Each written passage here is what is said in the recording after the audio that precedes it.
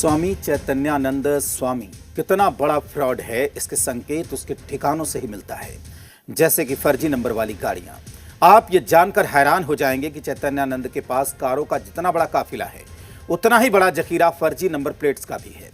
इनमें संयुक्त राष्ट्र अधिकारियों को जारी किया जाने वाला स्पेशल ब्लू नंबर प्लेट्स भी है। अब सवाल है कि ये फ्रॉड स्वामी इन फर्जी नंबरों का क्या करता था। इस सवाल को समझने के लिए आपको जानना होगा इस ढोंगी बाबा की पूरी हिस्ट्री शीट। देखिए हमारी स्पेशल रिपोर्ट में।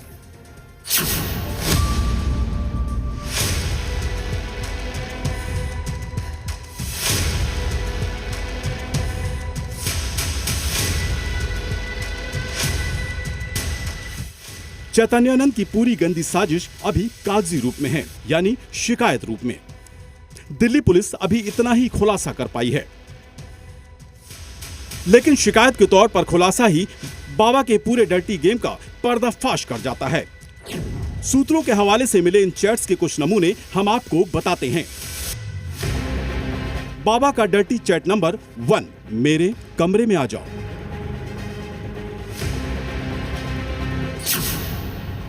बाबा का डर्टी चैट नंबर 2, तुम्हें फॉरेन ट्रिप पे ले चलूंगा।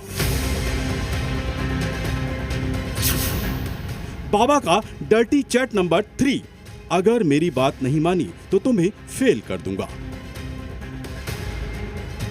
जी मीडिया की टीम को इस अय्याश बाबा के बारे में पुलिस जांच और इसके बारे में सूत्रों से जो जानकारी मिली है, उसके मुताबिक चैतन्यानंद शारदा इंस्टीट्यूट की स्टूडेंट को कमरे में बुलाकर न सिर्फ धमकाता था, बल्कि उन पर सेक्सुअल फेवर्स के लिए दबाव भी बनाता था। अब आपको बताते हैं बाबा का ये पूरा मॉडस ऑपरेंडी कैसे खुला। चैतन्यानंद सीधे छात्राओं के फोन पर डायरेक्ट मैसेज भेजता था। जो उसके मैसेज को फॉलो नहीं करती थी, उसे फेल करने की धमकी देता था। पुलिस ने जांच में इंस्टीट्यूट के 3 वार्डन्स के बयान भी दर्ज किए हैं। आरोप है कि ये तीनों वार्डन चैतन्यानंद के मैसेज लड़कियों के फोन से डिलीट करवाते थे। इसके अलावा कमरे के आगे लगे सीसीटीवी फुटेज भी डिलीट करवाने के आरोप हैं। आपको यह जानकर हैरानी होगी कि जिन 17 लड़कियों ने बयान दर्ज कराकर अपनी शिकायत की पुष्टि की है, वो देश के अलग अलग राज्यों से EWS कोटे यानी आर्थिक रूप से पिछड़े वर्ग से आती हैं। इसी कोटे से इन्हें यहाँ दाखिला मिला और मठ की जमीन पे बने हॉस्टल में रहती हैं। यहाँ आपको बता दें कि श्रृंगेरी का शारदा मठ, जो इस इंस्टीट्यूट का मालिकाना हक रखता था, उसे भी चैतन्यानंद ने धोखे में रखा, जबकि ये साल 2000 में ही डिफेंस कॉलोनी चीटिंग और मोलेस्टेशन केस में अरेस्ट हो चुका था।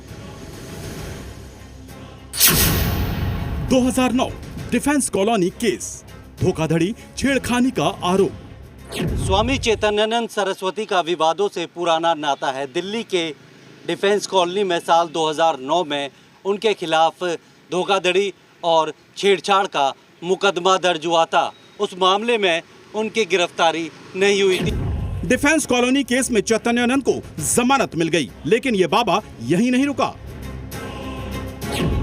2016 वसंत कुंज केस, महिला से छेड़खानी का आरोप। 2016 में दिल्ली के वसंत कुंज नॉर्थ में एक और धोखाधड़ी और छात्रा के साथ छेड़छाड़ का मुकदमा दर्ज किया गया, जिसमें चैतन्यानंद स्वामी को गिरफ्तार किया गया। बाद में उन्हें जमानत मिली। इन दोनों संगीन मामलों के बाद भी आखिर ये शारदा मठ जैसे सनातन के मान्य धर्मपीठ के संस्थान का संचालक कैसे बन गया? अब ये सवाल भी जांच के घेरे में है। स्वामी चैतन्यानंद के खिलाफ 1 नहीं 2 नहीं बल्कि 5 आपराधिक मुकदमे दर्ज हैं। ऐसे में सवाल ये खड़ा होता है कि श्रृंगेरी मठ में बाबा के खिलाफ आखिरकार किसी ने आवाज क्यों नहीं उठाई, क्योंकि बाबा की क्राइम कुंडली की फहरिस्त काफी लंबी थी।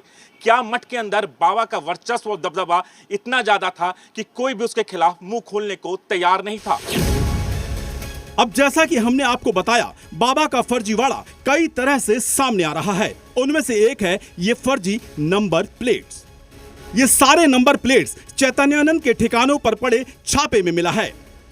चैतन्यानंद स्वामी अपनी इसी वॉल्वो गाड़ी में घूमा करते थे। FIR दर्ज होने के बाद जब पुलिस ने इस गाड़ी को जब्त किया तो इसके अंदर से 10 अलग अलग डिप्लोमेटिक नंबर प्लेट बरामद की, जिसके बाद एक अलग से FIR भी पुलिस ने दर्ज की है। चैतन्यानंद स्वामी फिलहाल पुलिस की गिरफ्त से दूर है और उनकी गिरफ्तारी के बाद ही इस बात का खुलासा हो पाएगा कि आखिर इस गाड़ी में अलग अलग डिप्लोमेटिक नंबर लगाने के पीछे की वजह आखिर क्या थी।